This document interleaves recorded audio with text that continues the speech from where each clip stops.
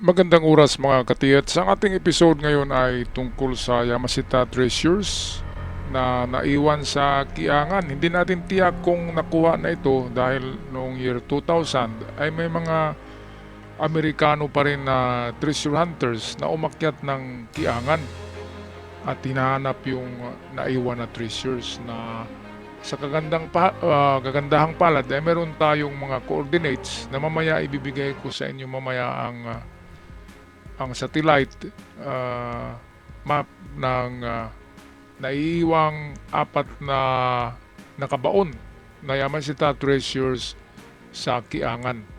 Kaya sana ay hindi pa lahat ito nahukay, mga kababayan.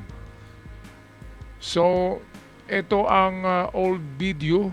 Matagal na to, mga year 2000, ay inakyat ni na Ed Lingaw, Abner Mercado at Patrick Paes ang tuktok ng Mount Kiangan kasi narinig nila na mayroong mga Amerikano na naghukay dito.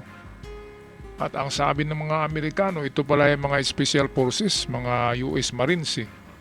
Naka-assign lang talaga dyan. Helicopter daw ang sinakyan yan, hindi ang dumaan ng bayan. Binaba lang sila ng helicopter diyan sa tuktok ng bundok. Ito yung Amerikano. At tatlo ito sila, ang dalawa nagtago lang, siguro backup.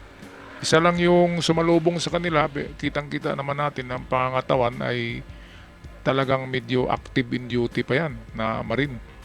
Alam natin kung Marine ay combat ready ang mga yan.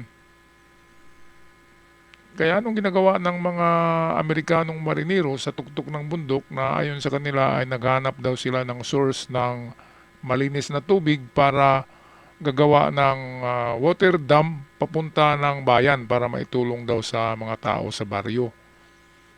Kaya medyo 'di ba na alibay, medyo gasgas na alibay kasi ang dami namang tubig sa kabundukan ng Kiangan, hindi kailangan doon pagaling sa tuktok ng bundok. At dito nadatnan nila ang gagamitan ng mga Amerikano na to. Mayroong mga drilling equipments na binaba din ng mga helicopters.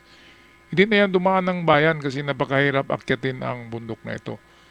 So ito ay pruweba na meron talagang treasure sa Kiangan dahil pinuntahan nga ng mga American treasure hunters. Okay, so punta na tayo sa ating naitago na satellite map nitong treasure sa Kiangan. Alright, so ito yung ating satellite map. Itong yung mga kulay dilaw ay pin. Yan yung kinaroroonan ng apat ito na deposito. Ito ay mga nasa medium deposit ang mga to hindi ito giveaway. Kasi nga nagmadali na sila dito na susurinder na kasi sila Yamashita, kaya minamadali nilang paghukay at hindi na yan disenyo ng Emperor Treasure Site. Wala nang cross form diyan, wala na. In straight line lang talaga siya. So ito meron tayong mga dito importante, merong ito longitude, latitude, ayan i-screenshot nyo na lang ang litrato na ito. Baka sakaling malapit kayo dyan sa Kiangan. Ang landmark nito ay itong tuktok ng bundok. Dito yung mga Amerikano, kaya pinakita ko yung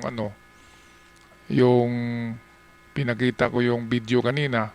Ito yung inakyat nila Abner Mercado, paakyat ito. So ito yun, dito nagkampo yung mga Amerikano, dito rin sila nag-drilling.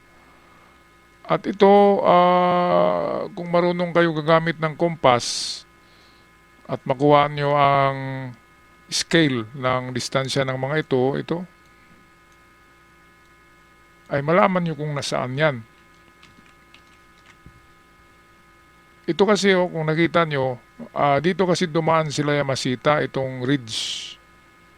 At kung nakita nyo, ay sa dinadaanan nila binaon. Itong pinakauna, ito ay tulay. So kung makita nyo yung tulay sa Kiangan na mayroong mahabang river ito. itong nagaganito, yan ay river. So yan na tulay. Sa tulay ng Kiangan ay merong mismo nakabaon dyan na isa. Itong bibilugan ko yan. Merong tulay yan ng Kiangan. So old bridge. Ngayon siguro bagong tulay na yan. At baka natabunan na ng buhos. O kaya na ang gumawa ng tulay na yan na project ay nakarecover. Di ba? Lalo na kapag JICA ang gumawa ng tulay dyan, JICA, ay recovery yun ng JICA. Japanese company yun na nag-retrieve ng mga gold sa Pilipinas. So itong tulay merong longitude, latitude. Kopyahin nyo na lang. And then pangalawa, ito yung pangalawa. Malaman naman natin to sa scale. Kung i-scale natin yan, kahit mata-mata, halimbawa, ano bang haba ng tulay dito? Ito makita nito kung sabihin natin ang tulay diyan ay 20 meters. So ito 20 meters ito na haba. 20 meters. Medyo mahaba yung tulay diyan, baka 200 meters Malaking ilog So sabihin natin 100 meters ang tulay. Ito. So malaman natin ng distansya nito. So ilang 100 ba yan? 1, 2, 3 and a half. So merong sabihin natin 400 meters galing sa tulay ay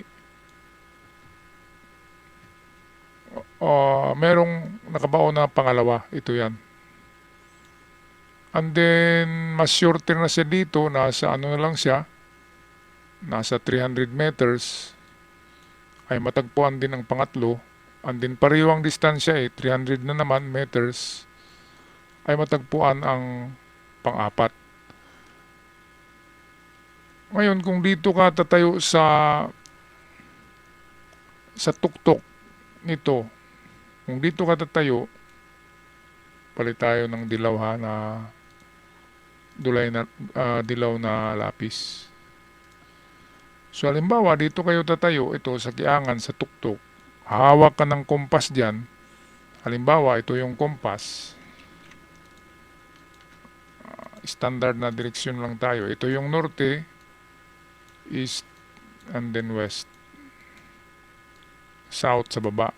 Ngayon malaman natin yan kung anong bearing ng direksyon na yan ng kompas. Ayan So kung ilagay natin ang kompas dito,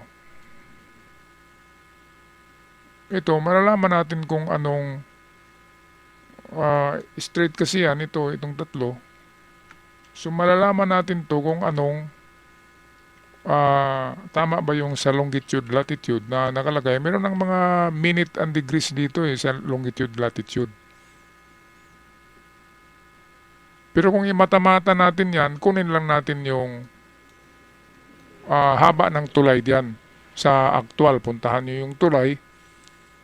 And then, tingnan nyo dito uli sa kasi to, satellite shot. So makikita nyo yung pin, ang mga distansya ng pin.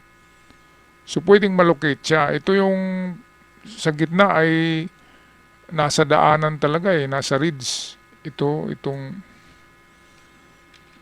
yung ridge. Tika sandali.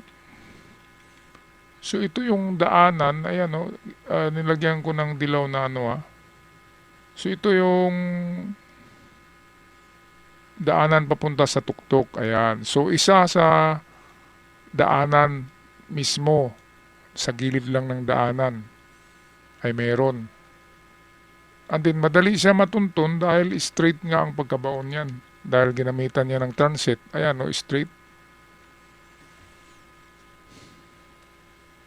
Okay, so magsama lang kayo dyan ng isang geodetic engineer ay magaling magbasa yan ng longitude, latitude. Kaya meron ng given na longitude, latitude dito.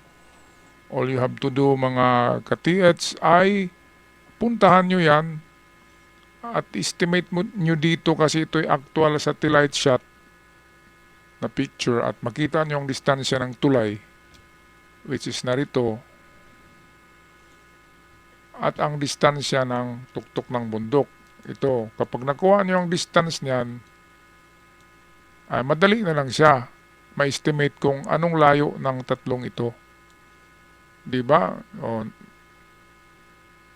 itong isa nasa kalagitnaan tong dito eh. So itong dito ay malapit na lang siya sa sa tuktok, 'di ba? Siguro mga half kilometer. At yung sa tulay naman ay mga half kilometer din papunta sa, estimate ko lang yan, sa unang migdat sa pangalawang ibinaon. So yan, so balikan nyo lang yung unang natin na wala pang mga nakaguhit-guhit yan na ginawa ko, ay makita nyo yung malinis na picture. So yan ay nasa Kiangan Bridge na mayroong malaking river. Ayan kitang-kita yung river. Madali lang siya matuntun dahil galing sa tulay, makita nyo ang tuktok ng bundok na pinagkampuhan kanina sa video ng mga Amerikano. Alright, so totoo ang Yamashita Treasures, pero itong sa tuktok, nag-operate kasing mga Amerikano diyan, ay siguradong nakuha na yan. O baka bumaba yung mga Amerikano, kinuha tong isa, pero sigurado ako sa meron pang natira to na dalawa. It's either ito na grupo. Kasi yung sa tulay, medyo questionable na yon kasi bago na ang tulay diyan. Diba? Bago ang tulay, ibig sabihin, nagukay sila ng foundation gamit ang backhoe, ay siguradong tinamaan yung concrete box o yung kung barilis man yung ginamit nila, mga barrels o concrete box, ay siguradong tinamaan siya ng backhoe. Kasi nga sa lumang tulay, sa foundation nilagay, sa parang poste. Kaya tatamaan talaga yon. So sa tingin ko ay dalawa na lang ang natira, ito na lang siguro. Kasi itong isa malapit siya sa tuktok ng bundok, pwedeng kinuha din yan ng mga Amerikano. Alright, so kung magpaalam na mga ka-TH, sana ay maligaya ang mga taga-Kiangan dito sa ating video ngayon. Hanggang sa muli, paalam at huwag kalimutan mag-subscribe sa mga bago pa lamang at sa aking mga followers. Maraming salamat. Hanggang sa muli.